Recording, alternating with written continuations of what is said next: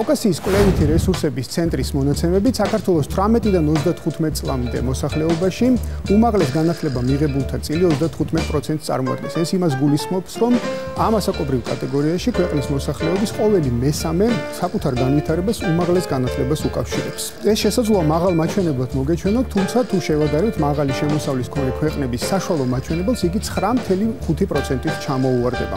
თუმცა ცხადია, რომ უმაღლესი განათლები და მასთან დაკავშირებული პრობლემატიკით ქვეყნის მოსახლეობის საკმაოდ დიდი ნაწილი არის დაინტერესებული. ამას ემატება ისიც, რომ მსოფლიო ტენდენციით უმაღლესი განათლების პოპულარობა მატულობს. ჩვენ დღეს ვსაუბრობთ უმაღლესი განათლების მნიშვნელობასა და პრობლემებზე. ეს პირველი აუდიტორია, მე გიორგი გვიმრაძე ვარ. მოგესალმებით. უმაღლესი განათლების სფეროში არსებული პრობლემებიდან და გამოწვევებიდან ჩვენ დღეს ჩვენი აზრით რამდენიმე მნიშვნელოვან საკითხს შევეხებით. ჩვენთან ერთად დღეს იქნებიან თბილისის სახელმწიფო უნივერსიტეტის პროფესორი, ფსიქოლოგი მარინა ჩიტაშვილი და განათლების მკვლევარი სიმონ ჯანაშია. ჩვენთან ერთად ასევე იქნებიან ჩვენი ანალიტიკოსები ტატო ხუნდაძე და ნინო ხელაია და რაც თავარია ჩვენი აუდიტორია, რომელსაც ვთვლით, რომ უნდა იყოს ჩვენი გადაცემის თავარი აქტორი. საღამოშიდობის ყველას მოგესალმებით. დიდი მადლობა, რომ ჩვენთან ერთად ხართ და მოდით პირველი დავიწყებთ თქვენგან. რას თვლით თქვენ უმაღლესი განათლების მთავარ პრობლემას, რომელსაც აწყდებით ყოველდღიურობაში, რა არის თქვენთვის ყველაზე მნიშვნელოვანი? მოგესალმებით. თბილისის სახელმწიფო უნივერსიტეტის პოლიტიკის მეცნიერების სტუდენტი ანა გრიგალაშვილი. პირველ რიგში ყველაზე დიდი პრობლემა, რაც გვაწუხებს, არის ბაზისიდან გადასვლა უმაღლეს სასწავლებელში. ანუ რას გულისხმობს ეს? სკოლა ბავშვს ამზადებს იყოს ხარისხის მფლობელი, ანუ რაღაც ბაკალავრის ხარისხის მფლობელი. მაგრამ სკოლის პროგრამა არის ჩამოცილებული, რადიკალურად განსხვავებული და უმაღლესი სასწავლებლის პროგრამა არის განსხვავებული. შემდეგ, როდესაც უკვე ხდება სტუდენტი ბავშვი, გადადის სხვა რეალობაში, ასე რომ ვთქვათ, ანუ იწყებს თეორიის სწავლას, მხოლოდ თეორია, არანაირი პრაქტიკა, არანაირი გამოცდილების მიცემა, კი მესმის, რომ თეორია აუცილებელია, მესმის, რომ ბავშვმა უნდა ისწავლოს. აი თქვენი სპეციალობის შემთხვევაში რას გულისხმობთ პრაქტიკაში? პირადად ჩემი სპეციალობიდან გამომდინარე, გეტყვით, რომ ვარ პოლიტიკის მეცნიერი.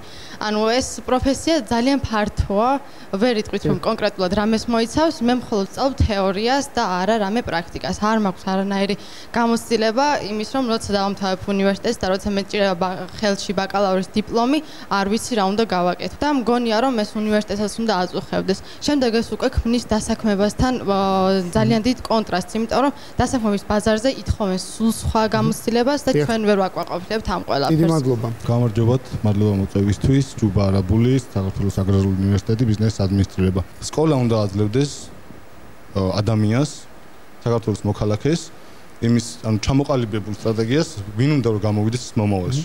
ანუ უმაღლესი განათლება რომ მიიღოს, რაღაც აპრიორი არის ეს მონი უკვე წამოსული საქართველოში ეს ტენდენცია, რომ უნდა იყოს აუცილებლად ადამიანს ჰქონდეს უმაღლესი განათლება და ესეც ანუ უმაღლესი განათლების პრობლემაა, ჩემი აზრით, რომ ძალიან მოთხოვნადია, უბრალოდ უნდა ვიცოდეთ ჩვენ რა გვინდა, ვიცოდეთ რას გავაკეთებთ მომავალში და ამას უნდა გვაძლევდეს სკოლა პირველ რიგში. თამარ ნადარეიშვილი, თბილისის სახელმწიფო სამედიცინო უნივერსიტეტი, როგორც აღნიშნეს უკვე უნივერსიტეტში გადასვლის ეტაპი ნამდვილად ძალიან რთულია სტუდენტებისთვის.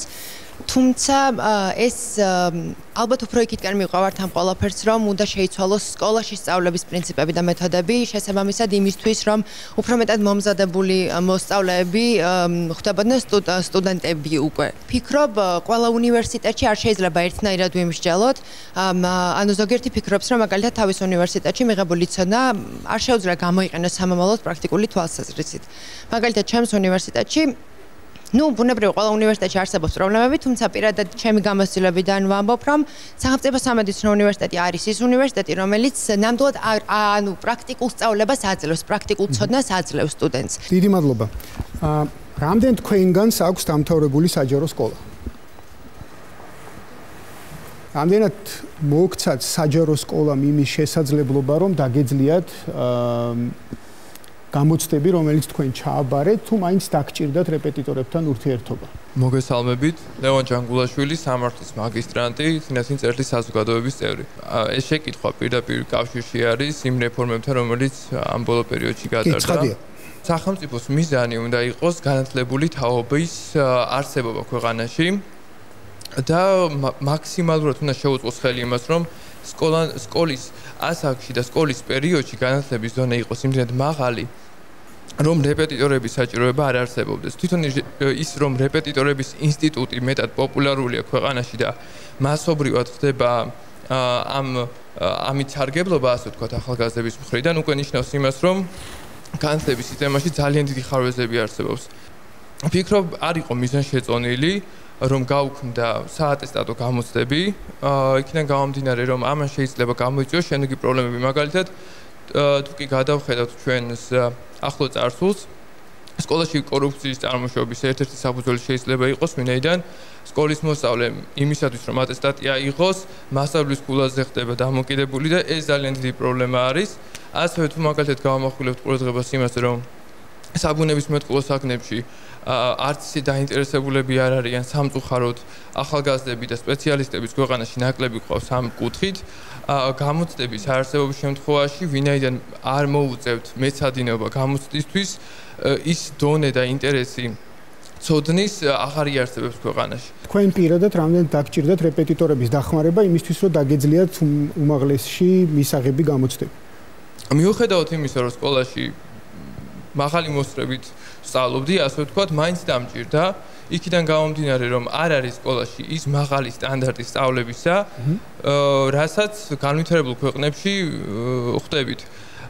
ამისთვის ვფიქრობ აუცილებელია, რომ მასწავლებლების მოტივირება უფრო მოხდეს, უფრო დააინტერესონ თავიანთი საქმიანობით, ახალგაზრდა თაობა უფრო დააინტერესოს სახელმწიფომ, რომ უფრო მეტი ხელფასი გადაუხადოს მაგალითად მასწავლებლებს, მაგრამ ამავდროულად ვფიქრობ აუცილებელია, აი რაიმე სპეციალური სასწავლებელი შეიქმნას, მაგალითად უნივერსიტეტი მასწავლებლებისთვის, ანუ სახელმწიფო პრიორიტეტად დასახოს ის, რომ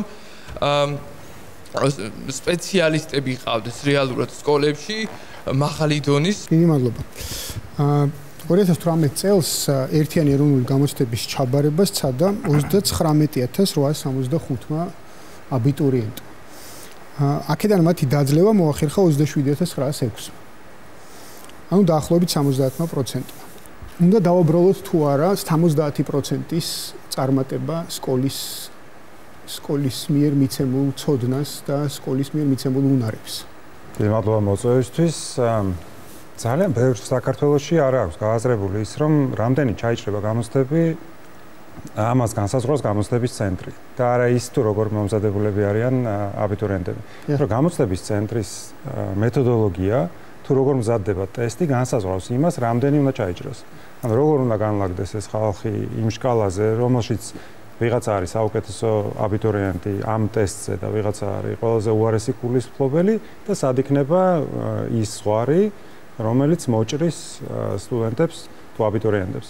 ანუ რაც არ უნდა მომზადებული ან მომზადებელი თაობა მოვიდეს, მაინც ერთი და იგივე რაოდენობის ხალხი ჩაიჭრება. ანუ ჩვენ კარგი სკოლების შექმნით რეპეტიტორებს ვერ, ესე ვთქვათ, ვაჯობებთ.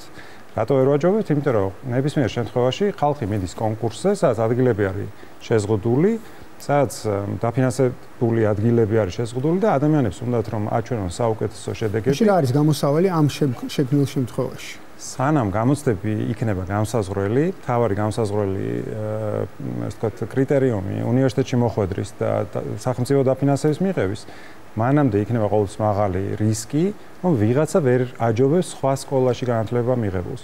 მე ვასწავლი სკოლაში, სადაც ძალიან მაღალი ხელფასი აქვს მასწავლებლებს, უნივერსიტეტის პროფესორებზე უფრო მაღალი ხელფასი აქვს მასწავლებლებს.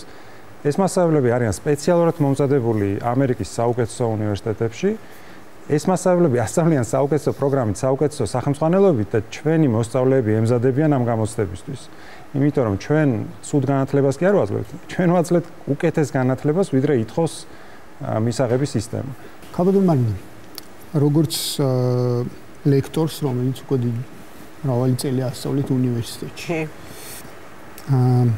რამდენად ხშირად ხდება თქვენს პრაქტიკაში შემთხვევა, როდესაც გიფიქრეთ, რომ ეს ხომ სკოლას უნდა ესწავლებინა? მე ამას ვფიქრობ უკვე რო არ მოგატყუოთ 2008 წლიდან. როდესაც შემოვიდა პირველი ეროვნული მისაღები გამოცდები, ანუ 2005 წელს, შემიძლია გითხრათ, რომ ესეთი კარგი სტუდენტების კონტინგენტი მე უნივერსიტეტებში, უმაღლეს სასწავლებელში ვასწავლე 1985 წლიდან. და ესეთი კარგი კონტინგენტი, როგორიც იყო პირველი მისაღები გამოცდები, საერთო ეროვნული, მე ნამდვილად დიდი ხანია არ მყავდა უკვე ნანახი. და შემდეგ ამან დაიწყო ნელ-ნელა კლება. და 2 წელია რაც მე პირველ კურსელებთან უკვე ამდენი ხნის გამოცდილების შემდეგ იძულებული გავხდი რომ PowerPoint-ით ძირითადი მასალა ამეღო და დამელაგებინა, იმიტომ რომ ის სტუდენტები რომლებიც დადიოდნენ, ანუ მათი პირადი ინტერესით ვინც დადიოდნენ და ვინც კითხულობდნენ დავალებას რომ მოდიოდნენ, აშკარად ჩანდა რომ არ ესმოდა და რომ ვკითხე რომ რაშია საქმე, რატო არ გესმი, რა ხდება. ჩვენთვისო ძალიან რთული ტექსტიაო და ვერ ვიგებთო ამ ტექსტსო. არა და ეს ტექსტი, წიგნი, რომელზედაც მე ვლაპარაკობ, ეს არის შესავალი ფსიქოლოგიაში, სპეციალურად არის ნათარგმნი ამერიკული სკოლა დამთავრებულებისათვის და არა ევროპული სკოლა დამთავრებულებისათვის წიგნის 2 რედაქცია არსებობს და ეს ძალიან მარტივად გასაგები ტექსტია ამ K12-ისთვის. რომელიც ჩვეულებრივი ის უნდა იყოს რა მარტივ თან ქართულად იკითხება ეს ქართულად არის წიგნი და პარალელურ რეჟიმში ოჯახიდან გამომდინარე გადავაწყდი ესეთ სიტუაციას ჩემმა ნათესავმა გამომიცხადა რომ მას მთელი რიგი ქართული კლასიკა არ აქვს წაკითხული და აღმოჩნდა რომ მასწავლებლებს რომლებიც მიმულები არიან კრედიტ ქულებზე და რომლებიც უნდა აჩვენონ მაღალი მოსწრება თავიანთ კლასში მე აქ მოკლე შინაარსი, მაგალითად მგზავრის წერილები, 4 გვერდზე მაქსიმუმ. მე ამ 4 გვერდიდან უსვამენ 10 შეკითხვას დახურულ კითხვებს, რომელშიც მათ სწორი პასუხები უნდა შემოხაზონ. და შესაბამისად ერთის მხრივ მასწავლებელი აკმაყოფილი რომ მის კლასში მაღალი მოსწრებაა და მეორეს მხრივ ესენი რჩებიან წერაკითხვის უცოდინრები. მოით ერთ რამეზე შევთანხმდეთ, რომ სტუდენტების პრობლემა არ არის ის, რომ მათ არ შეუძლიათ ტექსტის და შინაარსის გამოტანა. პრობლემა არის ის, რომ მათ ამისი ჩვევა არ აქვთ. და ეს ჩვევა სულ მცირეს მშობლიურ ენაზე უნდა იყოს მიღწეული სკოლაში. ეხლა რაც შეეხება თვითონ სეგრეგაციას ჯგუფში. როგორც იყო 5-7% ვარსკვლავით ციდან მოწყვეტილი ვარსკვლავები ეს 5-7% ნიჭიერი და მომზადებული სტუდენტების მუდმივად არის ყოველწლიურად, მაგრამ საშუალო განათლების დონე, ზოგადი განათლების დონე კატასტროფულად ნელ-ნელა კლებულობს. ბევრი რო არ გავაგრძელოთ, ის 5-7% განსაკუთრებულად ნიჭიერი ბავშვი არ არის. ის 5-7%-ია, რომლის ოჯახმაც თავისი ფინანსები, მონდომება, დრო ჩადო მათ განვითარებაში სკოლის პარალელურად. ხოლო ის ხალხი, რომელსაც მხოლოდ რეპეტიტორების კვალობაზე, როგორც ბატონმა სიმონმა თქვა, რომ რაღაცნაირად უნდა მოახერხოს ტესტის დაძლევა, რეპეტიტორები მათ ამზადებენ იმისათვის, რომ ბარიერი გადალახონ. დიდი მადლობა. ის რომ სკოლა არ უზრუნველყოფს შესაბამისი ცოდნის მიცემას ახალგაზრდებისთვის, ეს უკვე ცალსახაა პრინციპში, არა მხოლოდ ჩვენ ვსაუბრობთ ამაზე, არამედ ის კვლევები, რომელ კვლევებსაც თუნდაც არსებული რეფორმა ეყრდნობა. მაგრამ აქ ერთი საკითხი გაჟღერდა კიდევ, ეს არის ის გაგებები, პირობითად ასე რომ დავარქვათ, შეიძლება არასწორი ქართულია, მაგრამ ამ შემთხვევაში გამოვიყენებ, რომელიც სკოლამ უნდა მისცეს ადამიანებს იმისთვის რომ მათ სწორად დაგეგმონ შემდგომ მათი განვითარება. სწორად აირჩიონ პროფესია მაგალითად და აი აუდიტორიას მინდა ვკითხო, რამდენ თქვენგანს ან ვის რომელ თქვენგანს დაგეხმარათ სკოლა იმისთვის რომ განგესაზღვრათ ის სად უნდა ჩააბაროთ. გამარჯობათ, ქეთევანქელეჯი ხურციძე, თბილისის თავისუფალი უნივერსიტეტი. მე დავამთავრე ნიუტონის თავისუფალი სკოლა და ხშირი საუბარი მქონდა იმასთან დაკავშირებით, ვინ უნდა ყოფილიყავი. იმიტომ როგორც მოგეხსენება დღეს ძალიან მწვავე პრობლემაა იმასთან დაკავშირებით, რომ მშობლები წყვეტენ ბავშვების მომავალს. რა თქმა უნდა, მე ავირჩიე ის გზა და გავყევი ჩემ სურვილს და ამაზე მქონდა ისტორიის მასწავლებელთან სხვათა შორის საუბარი. სხვათა შორის მე-9 კლასში მივედი ნიუტონში და მახსოვს, რომ აი პირველივე კითხვა ის იყო, რომ სად წარმოგიდგენიათ 10 წლის შემდეგ თქვენი თავი. შესაბამისად სკოლა ხშირ შემთხვევაში ეხმარება. გააჩნია რა სკოლა, იმიტომ რომ დღეს ძალიან ხშირია, როდესაც დაძაბული ხარ კლასში. გეშინია მასწავლებლის. ეს პრობლემა მე არ მქონდა, ჩემთვის ეს ნაცნობი არა, იმიტომ რომ ჩვენ მქონდა ლექციის სახის გაკვეთილები, მქონდა თავისუფალი საუბარი და არ მქონდა ის შიში, რომ აი იცით რა თუ შეიძლება გავალ, ეს არ მქონდა, თუ გინდათ გადით, თუ გინდათ არ დაესწროთ. ეს იყო თავისუფალი დასწრება, ეს იყო გარემო, სადაც მე გავიზარდე, ჩამოვყალიბდი და დღეს უნივერსიტეტში არ მიჭირს. დღეს ვარ ის, ვინც მინდა ვიყო, დღეს ვარ საკუთარი თავი და არ მცხვენია ჩემი არჩევნის. გამარჯობა, მე ვარ თბილისის სახელმწიფო უნივერსიტეტის ზუსტასაბუნებისმეტყველო მეცნიერებათა ფაკულტეტის სტუდენტი ეკოლოგიის მიმართულებით. პირველ რიგში იმის თქმა მინდა, რომ რა თქმა უნდა, ყველა სკოლაზე ერთნაირად ვერ ვიტყვით, მაგრამ რადგან მე საჯარო სკოლის მოსწავლე ვიყავი, აქედან გამომდინარე საჯარო სკოლის მეთოდებზე მინდა გავამახვილო ყურადღება. ერთ-ერთი ყველაზე დიდი პრობლემა, რაც მე მიმაჩნია, არის ის, რომ სისტემა თვითონ სწავლის არ არის ისეთი, როდესაც ბავშვი შეიძლება შემდგომ უკვე თვითონ საზოგადოებაში რეალიზაცია რომ მოახდინოს.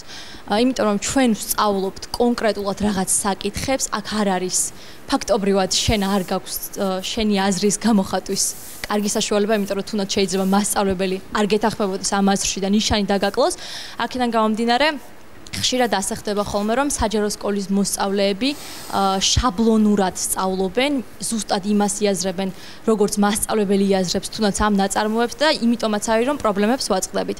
ყველაზე მთავარი რაც არის თავისუფალი აზროვნება, შენი აზრის გამოთქმის საშუალებას უნდა გაძლევდეს სკოლა და ვფიქრობ, რომ ამ ხრივ ყველა პრობლემა მოგვარდებოდა. სკოლის მოვალეობა მხოლოდ ის კი არ არის, რომ ჩვენ გამოცდებისთვის მოგვამზადოს და მხოლოდ კატის გამოცდებისთვის მოგვამზადოს. უნდა გაიხედოს ცოტა შორს სკოლამ, თითოეულმა მასწავლებელმა უნდა კითხოს მოსწავლეს, რა სურს, რა უნდა გამოვიდეს.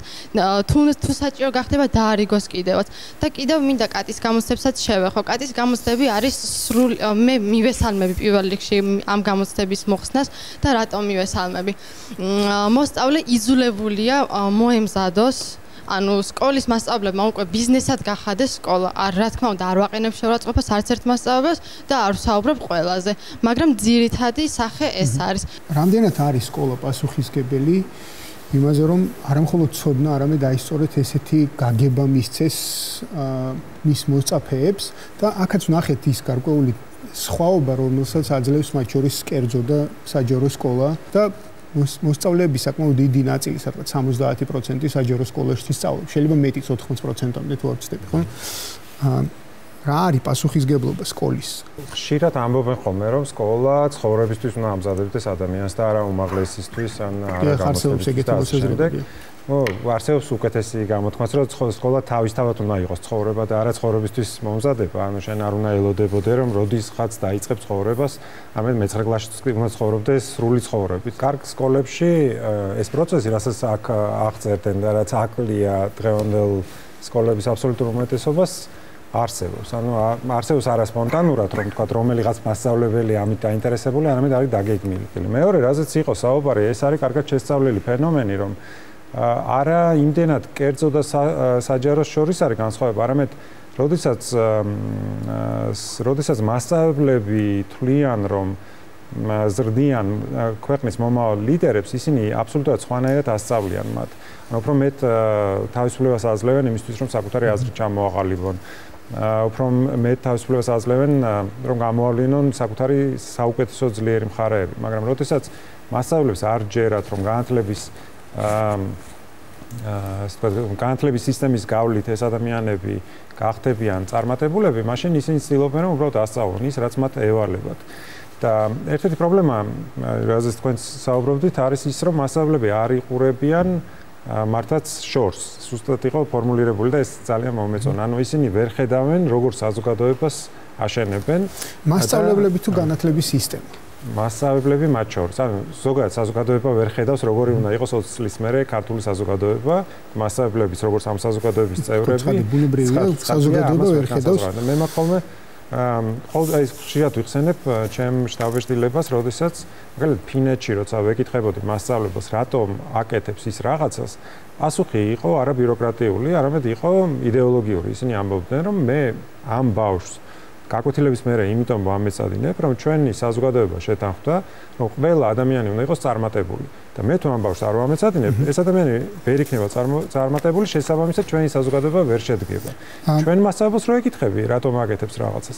უმეტეს შემთხვევაში ის გეუბნება, რომ მე ესეთი დავალება მაქვს. საქართველოში ბოლო წლების განმავლობაში უმაღლესი განათლების მისაღებად სახელმწიფოს მიერ გამოყოფილი თანხა ზოგადად სწავლის დაფინანსების დაახლოებით 35% შეადგენს. დანარჩენი ნაწილი ფინანსდება კერძო სახსრებით, ანუ ადამიანები თვითონ იხდიან საკუთარი სწავლის საფასურს. რაც პრინციპში შეიძლება ითქვას, რომ საშუალო ევროპულზე შეიძლება ორჯერ თუ არა ორნახევარჯერ ნაკლებია ესე რომ შევხედოთ აი ეს დაფინანსების ეს ნაწილი. ქალბატონ მარინა, რამდენად თუნდაც ეს დაფინანსების სისტემა იმ სოციალურ რეალობაში, რომელშიც ცხოვრობ, რამდენად უზრუნველყოფს ახალგაზრდებისათვის განათლების ხელმისაწვდომობას, უმაღლესი განათლების ხელმისაწვდომობას ამ შემთხვევაში. ეს ყველაზე უფრო მტკივნეული საკითხია, მე თუ მკითხავთ, უმაღლესი განათლების დაფინანსება, რომელიც დღესდღეობით შეიძლება იყოს ჩვენს ქვეყანაში. თქვენ ძანეთ რომ ორნახევარჯერ ჩამორჩება საშუალო ევროპულ მაჩვენებელს, შემიძლია გითხრათ, რომ ორნახევარჯერ არა, ბევრად უფრო მეტად ჩამორჩება და საქართველოს წარმოადგენს აბსოლუტურად შიდა მეურნეობებზე დამოკიდებულ უმაღლეს შიდა მეურნეობებზე ზედ დაწოლილ პრეს ტვირთს რომ მიიღოს ახალგაზრდა უმაღლესი განათლება. ეხლა რა შეა საქმე, რომ როდესაც ლაპარაკი არის სახელმწიფო დაფინანსებაზე, რომელიც არის შემოთავაზებული, გულისხმობს ესეთ რაღაცას, ვისაც აქვს მაღალი მაჩვენებელი, მე ვაფინანსებ იმას. და შესაბამისად თუ კერძო უნივერსიტეტში წავიდა მაგალითად თავისუფალ უნივერსიტეტში, ასეთ შემთხვევაში და სრული გრანტიც რომ მოიპოვოს, მას დამატებით ერთი ამდენი კიდე უნდა დაამატოს იმისათვის, ზოგიერთ ფაკულტეტებზე, მაგალითად ზოგიერთ ფაკულტეტზე ისეთ როგორც არის ბიოლოგია, მას სულ ერთი 1000 ლარამდე მაინც უწევს დამატება იმისათვის, რომ მას სწავლა გააგრძელოს. ანუ აქ ლაპარაკია იმაზე, რომ უნივერსიტეტმა მიიღო კარგი სტუდენტი, კარგი მონაცემების მქონე, მაგრამ მისი საფასურის გადახდა ასეთ შემთხვევაში ძირითადად მაინც გადანაწილებულია და ესეთი არის ძალიან დაბალი, ცოტა პროცენტია, პირობითად ვთქვათ 100%-იანი გრანტი მიაქვს 2000 მოსწავლეს, ესა 2000 სტუდენტს, ხო, დავიწყოთ აქედან. დანარჩენები მერე უკვე ნაწილდებიან 70-50%, რაც ნიშნავს იმას, რომ იგივე შიდა მეურნეობამ, ანუ ოჯახმა უნდა დაფაროს ეს ხარჯი. ასეთ შემთხვევაში რა ხდება? ასეთ შემთხვევაში ხდება ესეთი რაღაცა, რომ მე სწავლის საფასურის გარდა თუ კი ვცხოვრობ არა ქალაქში, ანუ არა თბილისში, ან კიდევ არა იმ ქალაქში, სადაც უმაღლესი სასწავლებელია და უნდა გითხრათ, რომ 86% არის თბილისში განლაგებული, ანუ მარტო 14% უმაღლესი სასწავლებლების.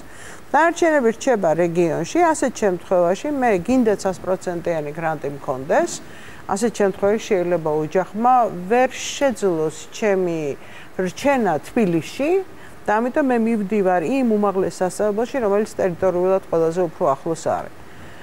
ამაში თითქოს ცუდი არაფერი არ არის, მაგრამ ტერიტორიულად ახლოს მყოფი უმაღლეს სასწავლებელი არ გულისხმობს კარგ უმაღლეს სასწავლებელს. არამედ მთელი რიგი პროგრამები იქნება თუ მომზადების დონე იქნება თუ ასე შემდეგ, ის შეიძლება იყოს ასე ვთქვათ მინიმალურ ზღვარს აკმაყოფილებდეს, რაც ავტორიზაციისათვის არის საკმარისი, მაგრამ ეს სრულებითაც არ ნიშნავს იმას, რომ მე ვიღებ მაღალი დონის განათლებას. ანუ რას ნიშნავს? თუ მე დავიბადე სოფელში, ვარ ნიჭიერი ადამიანი, დავამთავრე საჯარო სკოლა და მიუხედავად ამისა, რეპეტიტორთან მომზადების გარეშეც მივიღე, ანუ სამ წინაპირობას ვდებ, მივიღე 100%-იანი გრანტი, ჩემი ნიჭის განვითარებისათვის მე საშუალება აღარ მაქვს იმის გამო რომ ოჯახს არ აქვს ამის შესაძლებლობა. შედეგი რა არის? ქვეყანამ დაკარგა კადრი, რომელიც შეიძლება გამხდარიყო, ну რა გითხრათ, ძალიან მნიშვნელოვანი პროფესიონალი და მოქალაქე იმისათვის რომ როგორც ფსიქოლოგს ნამდვილად შემიძლია ვთქვა რომ self-made-ებზე უფრო უკეთესად ინოვაციების გამტარებელი და რაღაცეების მომტანი ცოტა მეგულება მე პირადად. თქვენ მინდა გითხოთ, რამდენად ხშირად აწყდებით ამ პრობლემას, გადასახადის პრობლემას, ან თქვენს პრაქტიკაში, ან თქვენს გარშემო მყოფ ადამიანებთან, აი იქით რო ჩავრთოთ ის ხალხი? მოგესალმებით, თამარ მელაძე, პოლიტიკის მეცნიერების მაგისტრანტი, თბილისის სახელმწიფო უნივერსიტეტი. გადასახადის პრობლემა პირადად მე არ შემქმნია, იმიტომ რომ გვერდით მიდნენ მშობლები, თუმცა ყოფილან ჩემს გვერდით მეგობრები, რომლებიც რეგიონიდან ვერ ჩამოსულან სწორედ იმის გამო, რომ მათ უბრალოდ არ ქონდათ ქირის გადახდის თანხა თბილისში. თუმცა გარკვეული პრობლემა არის შრომის ბაზართან დაკავშირებითაც, იმიტომ რომ უბრალოდ არ არსებობს ნახევარგანაკვეთიანი სამსახურები სახელმწიფოში, როდესაც სტუდენტი მოახერხებს პარალელურად სწავლას და თან მუშაობას. არის მხოლოდ ერთადერთი ალტერნატივა, გააცდინო ლექციები, წახვიდე სამსახურში. თუმცა ასეთ მიღებულ განათლებას, ბუნებრივია ძალიან ცუდი შედეგები მოყვება, თუნდაც ის რომ ძალიან ბევრი აკადემიური წელი და 30 წლის ასაკში აღებული დიპლომი, როდესაც უკვე საკუთარი თავის რეალიზაცია და კონკურენციის გაწევა ახალგაზრდაობასთან არის ძალიან რთული. აქვე მინდა შევეხო ერთ საკითხსაც ახალ რეფორმებს, როდესაც ის პროგრამები, რომლებიც არ იყო მოთხოვნადი, რამდენიმე წლის წინ გახდა უფასო.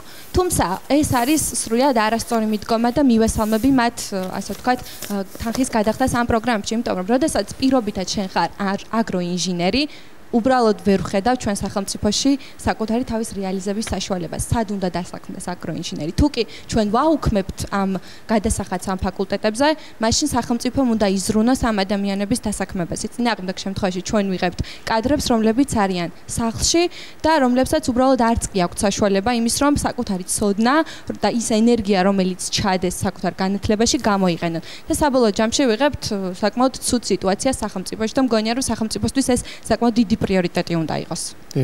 ძანით. მოგესალმებით, არჩილ ჯავახიშვილი, თესეოს იურიდიულ ფაკულტეტის მეოთხე კურსის სტუდენტი.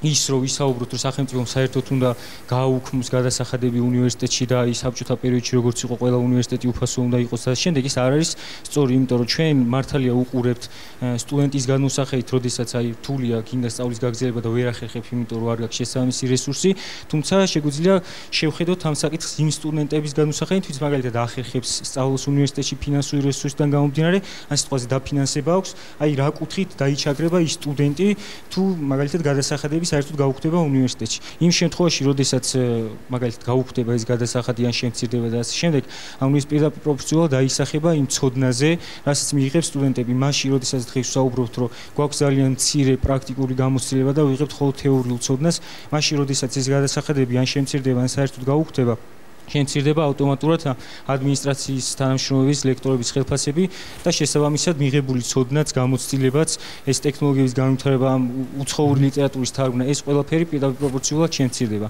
ამიტომაც ჩემი აზრით, ამის გამოსავალი უნდა იყოს სახელმწიფოს მხრიდან, უნდა და კერძო სექტორის მხრიდან. კერძო სექტორი უფრო მეტად უნდა აქტიურდეს, უფრო მეტ სტუდენტს უნდა სთავაზობდეს ალტერნატივას, რომ დაუფინანსოს სწავლა. გამარჯობათ, მე ვარ თბილისის სახელმწიფო უნივერსიტეტის სტუდენტი გიორგი აბულაძე. ბევრი ჩემი მეგობარი, რომელიც ბათუმიდან არის, ქუთაისიდან არის, ან ზოგი მიმდებარე რეგიონებიდან აწდებენ ამ პრობლემას.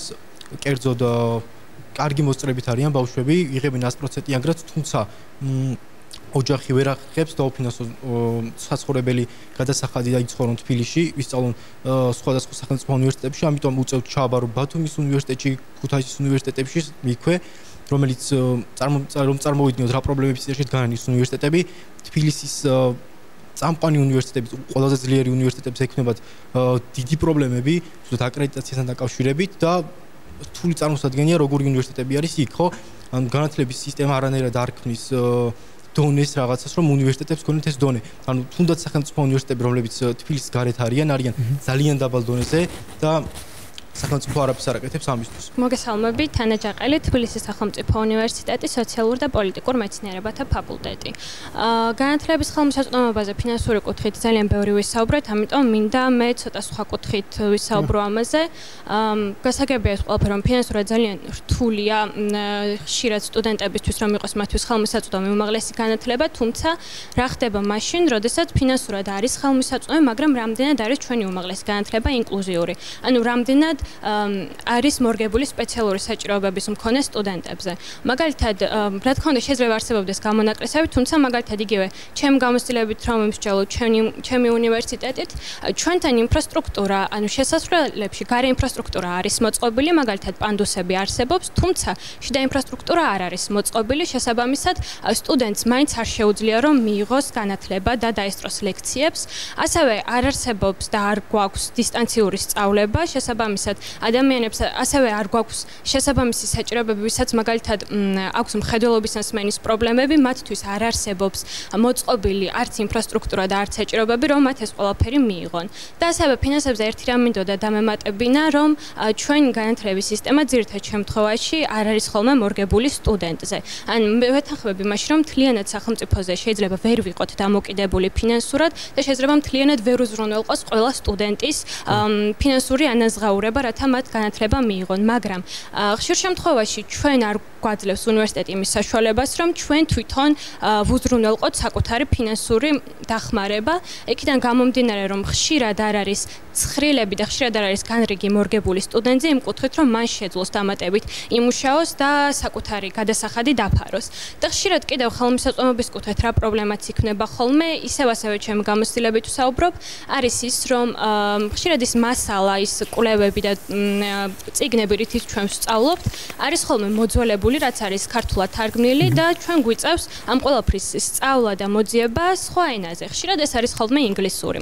ჩვენ ყველამ ინგლისური რომელიმე სხვა უცხოენა ეროვნულზე ჩავაბარეთ, თუმცა ეროვნული გამოცდის დონე არ არის ისეთი, რომ ადამიანმა შეძლოს ამ დონით შემდეგ უნივერსიტეტში საკუთარი მიმართულების საგნები ისწავლოს და ანუ პროფესიულ ინგლისურს ეს არ გვასწავლის და ასევე სხვა ენებთან დაკავშირებით, მაგალითად, როდესაც ადამიანს აქვს სხვა უცხოენა ჩაბარებული და შემდეგ უნივერსიტეტში, მას უბრალოდ სხვა გზა არჩება, რომ კვლევებს და მასალას გაეცნოს.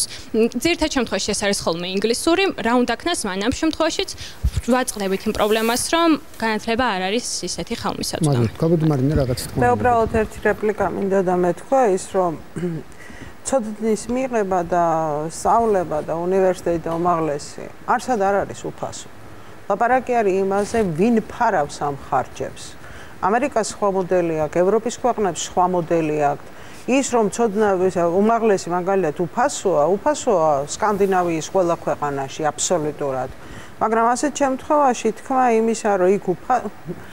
იმისა, რომ ამას თითქოს ფასს არ იხდის არავინ, ეს არის ტყუილი. რომ მხოლოდ ეს რეპლიკა მინდოდა მეთქვა. რომელი მოდელი გვაქვს ეგ სხვა თემა. ბატონ სიმონ, არსებობს მეორე მოსაზრებაც, რომ ის დანახარჯიც კი რომელიც არის, რომელსაც იხდის სახელმწიფო, ისიც ზედმეტია, იმიტომ რომ ეს რაღაცა კერძო ინიციატივებზე უნდა გადავიდეს ყველა მთელი ეს ტვირთი, ესე რომ ვთქვათ.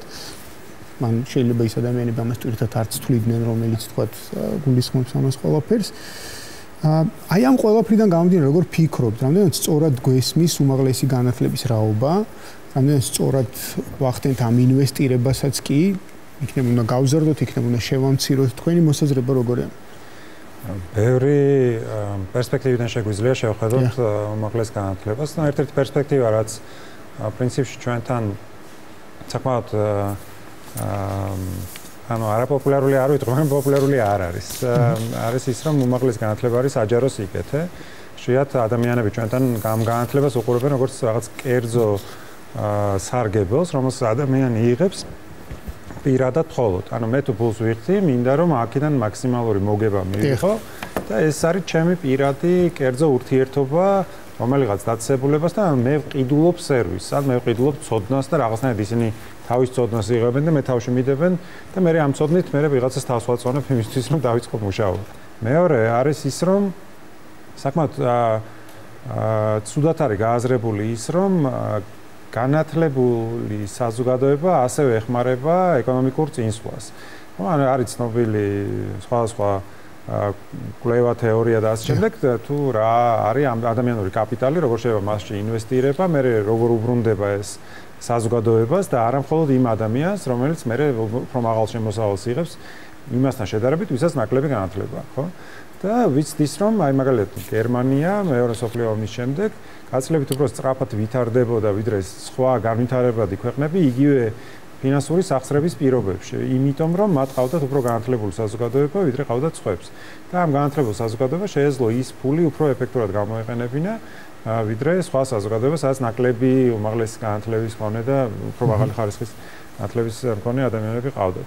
ესე რომ ეს პერსპექტივაც არ არის გააზრებული და სწორედ ეს იწვევს მაგალითად იმ მითებს, რომ საქართველოში ზედმეტად ბევრი ადამიანი სწავლობს, ხო? ეხლა თქვენ ყველეთ როცა დასაწყისში ამბობდით, რომ მხოლოდ 1/13 იღებს განათლებას, ეს ეწინააღმდეგება იმ წარმოდგენას, რაც ჩვენ საზოგადოებაში არის, რომელსაც ხშირად გაიგებთ ქუჩაში, მედიაში, რომ ჩვენ და ყველა უმაღლესი სწავლობს, აი რა უნდა ამ ყველას უმაღლესი და ასე შემდეგ. კიდე ერთი შეცდომა, მესამე შეცდომაზე ვიტყვი, რასაც ხშირად უშვებთ ხოლმე, არის ის, რომ ჩვენ და წარმოუდგენიათ გააზრდელებს მიმღებებსაც და ხშირად საჯარო დისკუსიებში, რომ უმაღლესი განათლება უნდა იყოს ან მასობრივი მოდელით მოწყობილი, სადაც რაც შეება ბევრი ადამიანი სწავლობს და სადაც შეება ხარისხი განათლების არ იყოს ისეთი მაღალი, როგორც არის ელიტურ მოდელში და ნაწილი ფიქრობს, რომ არა, ელიტური უნდა იყოს ეს განათლება, მხოლოდ საუკეთესოებმა უნდა მიიღონ და ეს განაპირობებს იმას, რომ იქნება მაგალითად დაიწყებენ პროგრამების სწავლებას გაცილებით უფრო მაღალი ნიშნულიდან,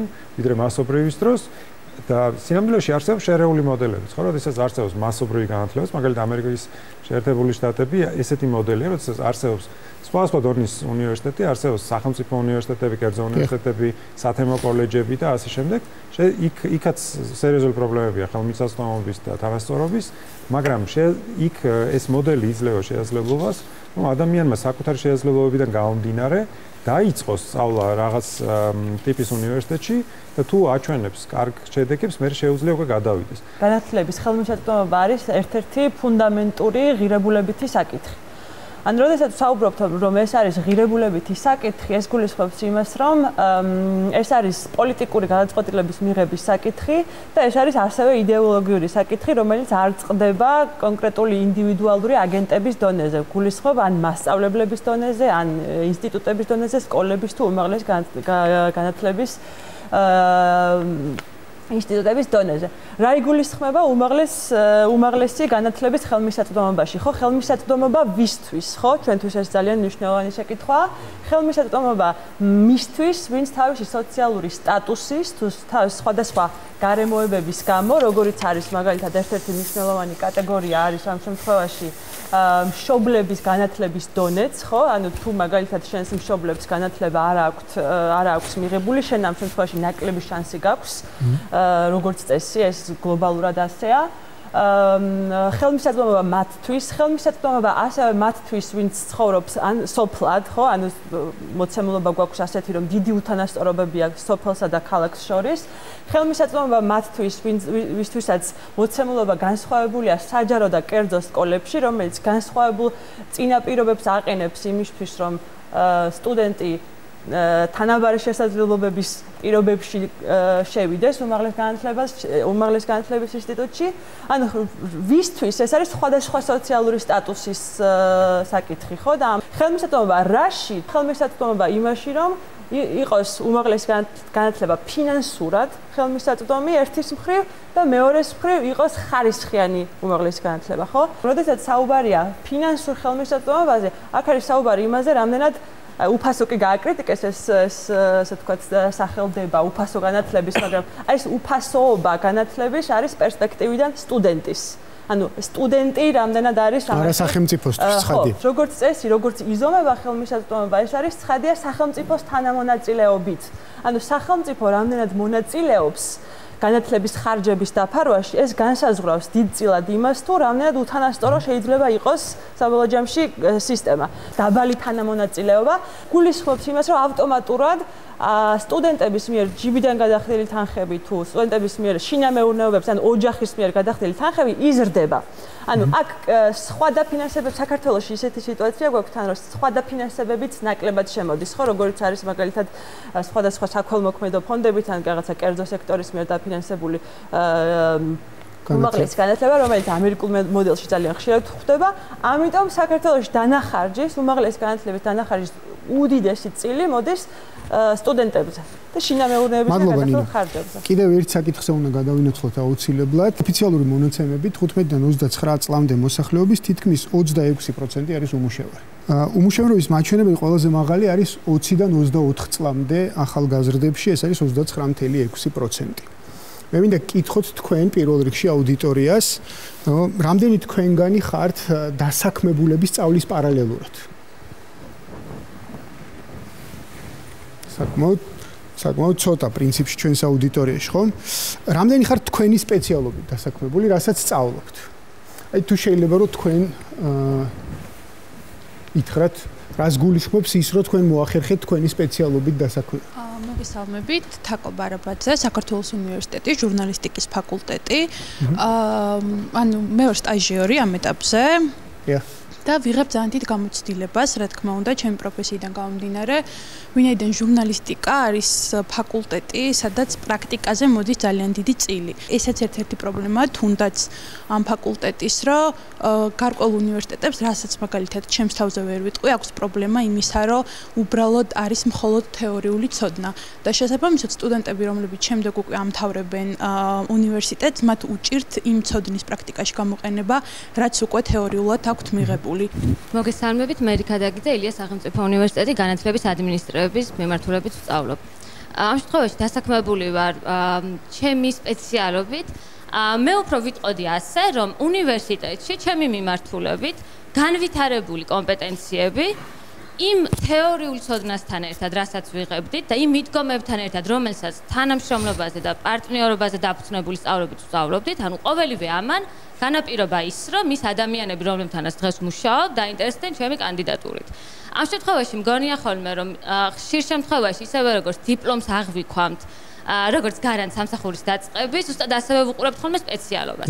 და რეალურად ან რა სპეციალობებზეც მესმის აქ ჩვენი სტუდენტებისგან, რაზეც ვსაუბრობთ, ყველა სპეციალობა არის განვითარებადი და მთავარი კომპეტენციები, რაც უნდა განევითარო, არის ის, რომ როგორ შეძლო შენს პროფესიაში განვითარება და სწორედ ამიტომ ვთვლი, რომ უნივერსიტეტის როლი და ჩემი სპეციალობით სწავლობის როლი და დასაქმება გამოიხატა იმაში, სწორედ რომ ამ კომპეტენციების განვითარების შესაძლებლობა მომისცა და შემდგომში უკვე გამოყენების ამ კონკრეტულ პოზიციაზე. მომარსაჯაია, ქართულ ამერიკულ უნივერსიტეტის სამართლის სკოლის სტუდენტი. პირველ რიგში მინდა შევეხო იმ ნაწილს, რომ მე მუშაობ ჩემი პროფესიით, სტაჟირებას გავდივარ საქალაქო სასამართლოში, რაც რა თქმა უნდა მაძლევს ნაწილობრივ დიდ გამოცდილებას, თუმცა ვფიქრობ, რომ ეს არ არის ბოლომდე საკმარისი, ვინაიდან კარგი იქნებოდა თუნდაც ის, რომ სახელმწიფომ შეუწყოს ხელი სტუდენტებს სხვადასხვა კუთხით, მაგალითად საერთაშორისო ასპარეზზე თუ გავალთ რაიმე მხრივ ჩვენი პროფესიიდან გამომდინარე, ეს იდეალური იქნება. ასევე აქ მინდა ერთ რაღაცას გაუსვა ხაზი. ჩემი სტაჟირების ამ პერიოდში, ასე ჩემი გამოცდილებით ვამბობ, რომ არიან ბავშვები, რომლებიც ჩამოდიან სხვადასხვა ქალაქებიდან, თუნდაც რუსთავიდან ყოველდღიურად და მათ როგორც მინიმუმ თუ სახელმწიფო შეუწყოს იმ მხრივ ხელს, რომ სტაჟირება იქნება ანაზღაურებადი, თუნდაც ესეც მათთვის ძალიან კარგი შეღავათი იქნება.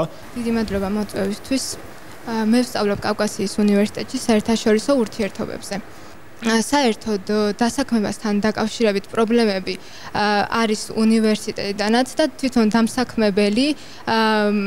დამსაქმებლისთვის ვერ აკმაყოფილებს სტუდენტი იმ მოთხოვნებს, რაც მას ესაჭიროება. და ეს გამომდინარე არის გაწერილი სილაბუსებიდან, რასაც თვითონ უნივერსიტეტი ადგენს. და ასევე დასაქმებასთან დაკავშირებით არის მნიშვნელოვანი პრობლემა, რომ სამსახურები არის ყოველთვის მთლიან განაკვეთზე და აქედან გამომდინარე, სრულფასოვნად სწავლა და თან მუშაობაც შეუძლებელი ხდება. მადლობა. დატო. რა ქმნის დასაქმების ესოდენ სერიოზულ პრობლემას? ეს არის პრინციპში ტიპიური საბაზრო ჩავარდნა, რაც გამოწვეულია ინფორმაციული ასიმეტრიით. ანუ რასთან გვაქვს საქმე? პირველ რიგში არის ის, რომ ორი ტიპის ინფორმაციული ასიმეტრია გვაქვს. პირველი მაგალითად, როდესაც ადამიანი სკოლის მოსწავლე იღებს გადაწყვეტილებას, რომ აირჩიოს რაღაცა პროფესია, ხო? იმ ეტაპზე შეიძლება იყოს ბაზარზე მოთხოვნა ამ კონკრეტულ პროფესიაზე, თუმცა 4 წლის შემდეგ, როდესაც ის დაამთავრებს უმაღლეს, 4 წლის შემდეგ ეს მოთხოვნა უკვე იმ დონეზე აღარ იყოს და ის ფაქტიურად დარჩება სამუშაოს გარეშე, ხო? ეს არის ალბათ უმთავრესი და პრობლემა, რაც დღეს დგას საქართველოში არსებული რეალობიდან გამომდინარე, იმიტომ რომ საქართველოს დღეს ფაქტიურად არ გააჩნია დასაქმების პოლიტიკა, არ არსებობს შესაბამისი სამსახურები, აი ძალიან მარტივი მაგალითი რომ მოვიყვანოთ, საქართველოს მთავრობა დღეს ხარჯავს დაახლოებით 250 ჯერ უფრო ნაკლებ თანხას დასაქმების პოლიტიკაზე, ვიდრე თუ ავიღებთ ევროპის საშუალო მაჩვენებელს. როდესაც ადამიანები ამთავრებენ უმაღლეს და ის პროფესიები, რომელთაც მათ აირჩიეს და აღარ არის უკვე ბაზარზე მასე ვთქვათ ხელმისაწვდომობა, ანუ აღარ არის მოთხოვნა ამ პროფესიებზე, ანუ უნდა არსებობდეს კონკრეტული გადამზადების პროგრამები იმისთვის, რომ შემდეგ ეს ადამიანები, ასე ვთქვათ, ამ ადამიანებმა მოახერხონ სამუშაოს პოვნა. ჩემის აზრით, ძირითადი პრობლემა რაც არის, ეს არის სახელმწიფოს მიერ განათლების პოლიტიკის არ გააზრება იმ კონტექსტში, რა პოლიტიკასაც ის აწარმოებს და მოვიყვან ძალიან მარტივ მაგალითს. მაგალითად, ჩვენ ვდგევართ ევროპეიზაციის გზაზე, ხო და ვამბობთ, რომ გვინდა რომ საბოლოო ჯამში გავხდეთ ევროკავშირის წევრი. ასეთ შემთხვევაში უცხო ენის ცოდნა არის სრულიად აუცილებელი.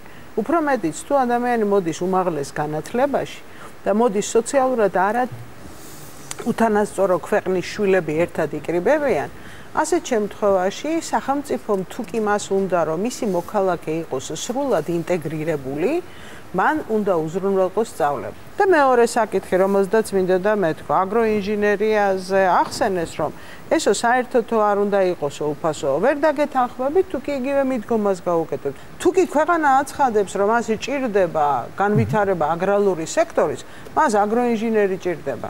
და ეს აგროინჟინერი უნდა დააფინანსოს. და კიდევ უფრო მეტი, თუ ჩვენ გვინდა სკოლა გავასწოროთ, ასეთ შემთხვევაში სპეციფიური დაფინანსება უნდა კონდეს მხოლოდ მაღალი მოსწრების სტუდენტებს, რომლებიც აირჩევენ მასწავლებლობას როგორც მომავალ პროფესიას და გარანტირებული სამუშაო ადგილი ძალიან მაღალი ანაზღაურებით. კარგით, მოდით ერთ პატარა სტატისტიკას მოვიყვან კიდევ განათლების პოლიტიკის დაგეგმვისა და მართვის საერთაშორისო ინსტიტუტის კვლევის მიხედვით, გამოკითხულ კურსდამთავრებულთა მხოლოდ 2% ასახელებს დასაქმების შანსების ზრდას უმაღლესში სწავლის გაგრძელების ძალიან მნიშვნელოვან მიზეზად.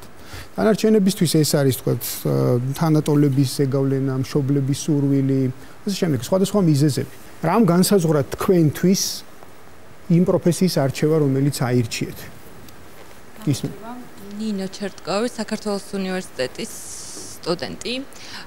პირველ რიგში ვიტყვი იმას, რომ ვარ დასაქმებული, თუმცა არა ჩემი პროფესიით, რაც ძალიან დიდ დაბრკოლებას მიქმნის, იმიტომ რომ რასაც ვაკეთებ, ის საქმე არ მომწონს, ვთქვათ, და ამას იმიტომ ვაკეთებ და იმიტომ ვმუშაობ, რომ არ ვიყო ფინანსურად ჩემს მშობლებზე დამოკიდებული. რაც შეეხება ჩემი პროფესიას, ჟურნალისტიკაზე ვსწავლობ და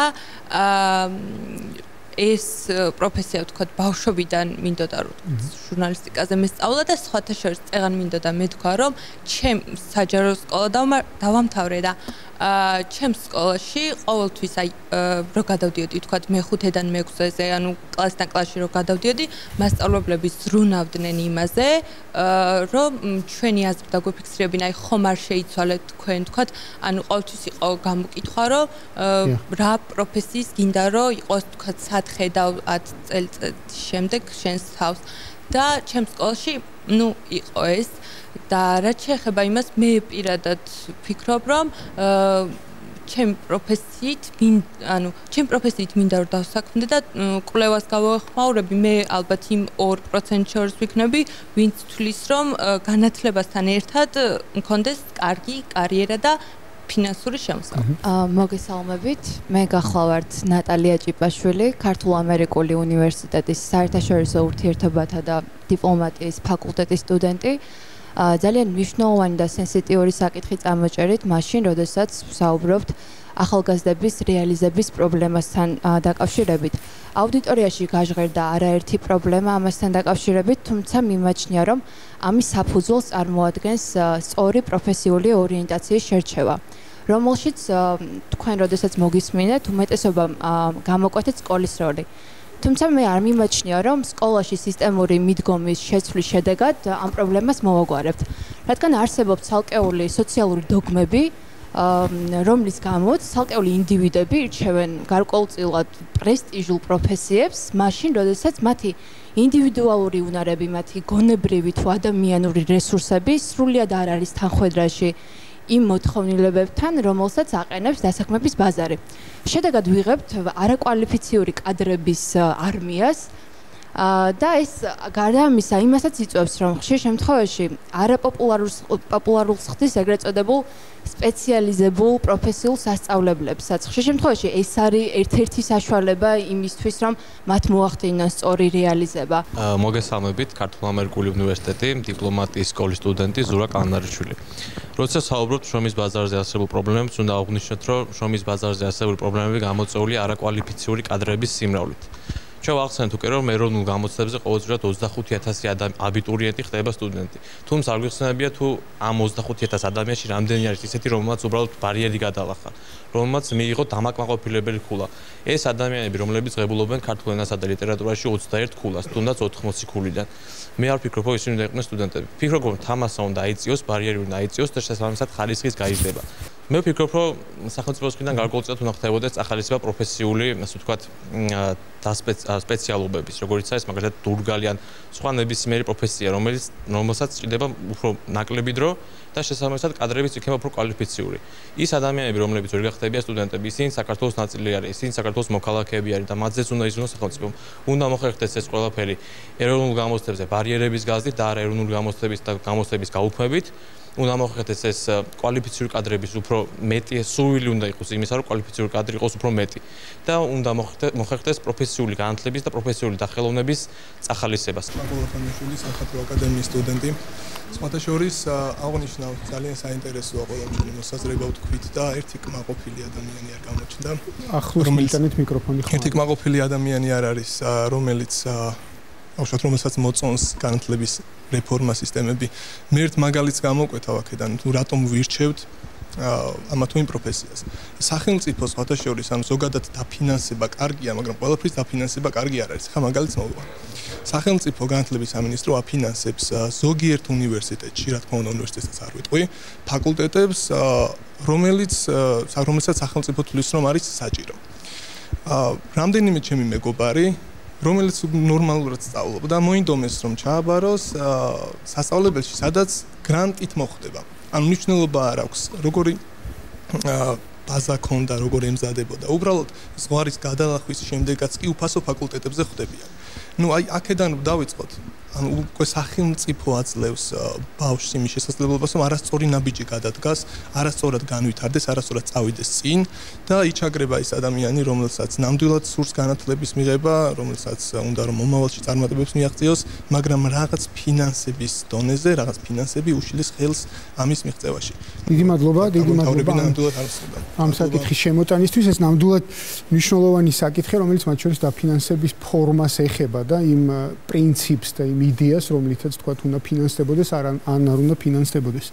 ამდენად სწორია, როდესაც ეს რეალობა არის მინდობილი ბაზრის მოთხოვნებთან მიმართებაში, ანუ აი ბაზარი აი ამ პროფესიებში ითხოვს და ეძებს თქვა ადამიანებს და შესაბამისად აი ამაზე არის თქვა უფრო მაღალი მოთხოვნა უნივერსიტეტში, ან თქვა უნივერსიტეტები ცდილობენ ეს მხარე უფრო განავითარონ თავისი და ასე შემდეგ, ხო?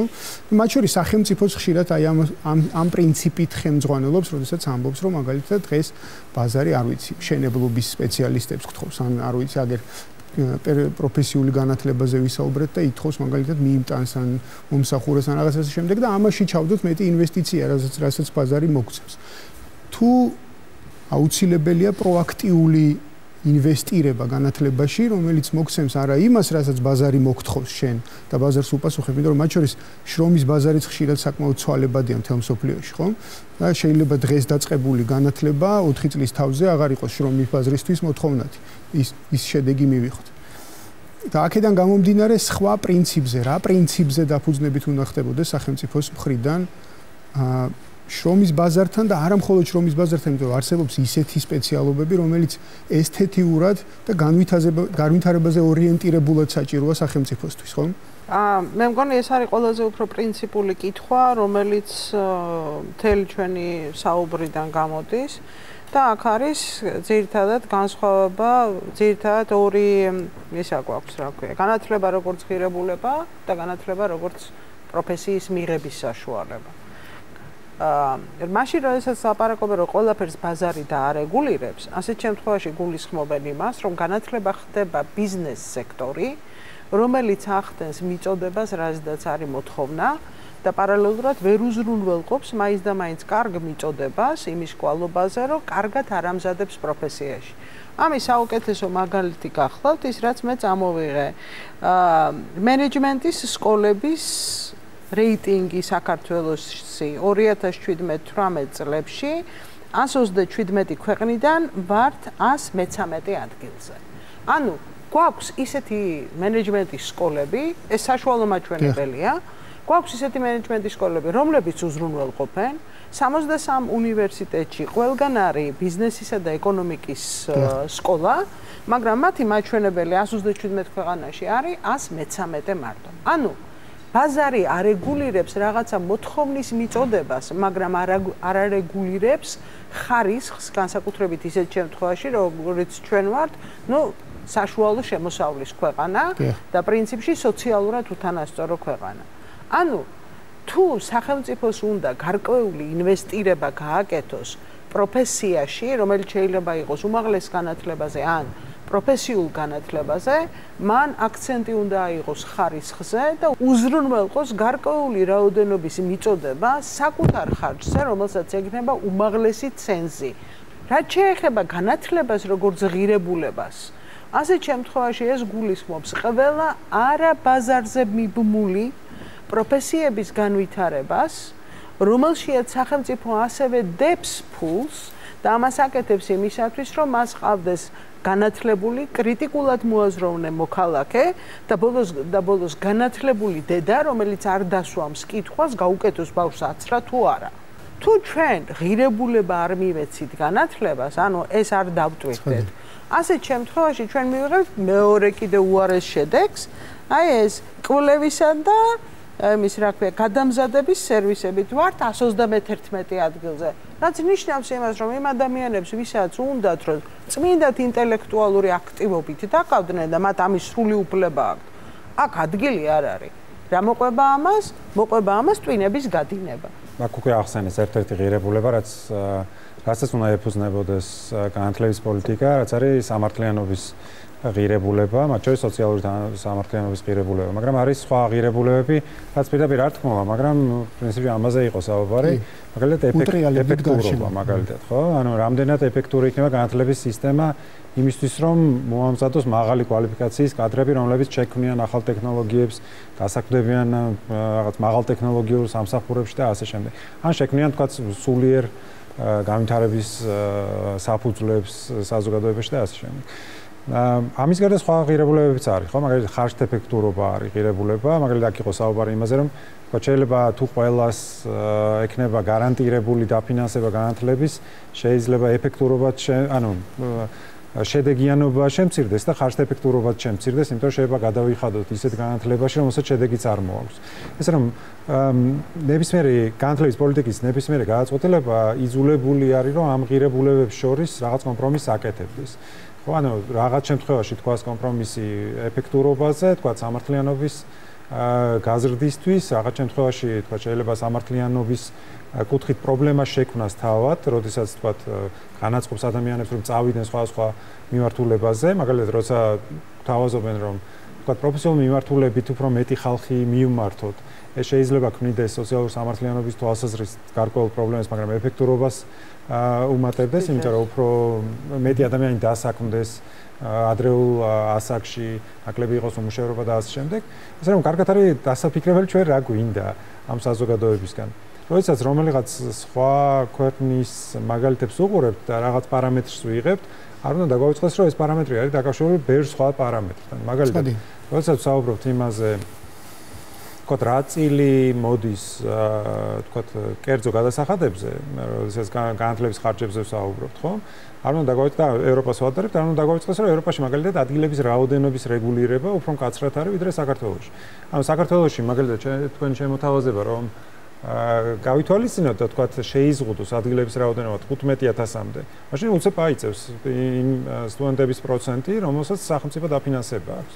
მაგრამ ეს არ ნიშნავს იმას, რომ ხელმისაწვდომობა გაიზრდება, ხო?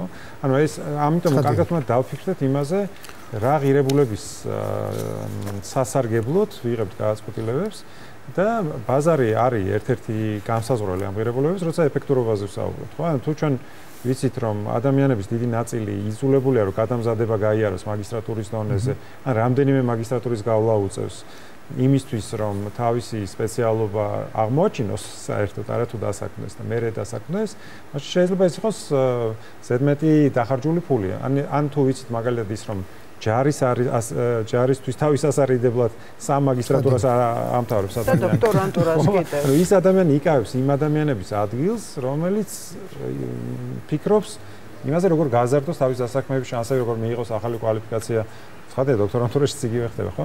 ამიტომ სხვა სისტემებთან კავშირშიც უნდა დავფიქრდეთ, როგორ მოქმედებს განათლება. დიდი მადლობა მინდა გითხრათ ყველას მობრძანებისთვის და თქვენი აქტიურობისთვის. დღეს ვეცადეთ ცირედ შევხებოდით იმ პრობლემატიკას და იმ საკითხებს, რომელიც ძალიან მნიშვნელოვანია თუნდაც დღეს იმისთვის, რომ გადაწყვეტილების მიმღებებმა მათ შორის იმ რეფორმის პროცესში გაითვალისწინონ თუნდაც ჩვენს მიერ აქ გამოთქმული მოსაზრებები. დიდ მადლობას მოგახსენებთ, გემშვიდობებით ჩვენ შევხვდებით ერთმანეთს მომავალ ხუთშაბათს ზუსტად 22 საათზე პირველ აუდიტორიაში.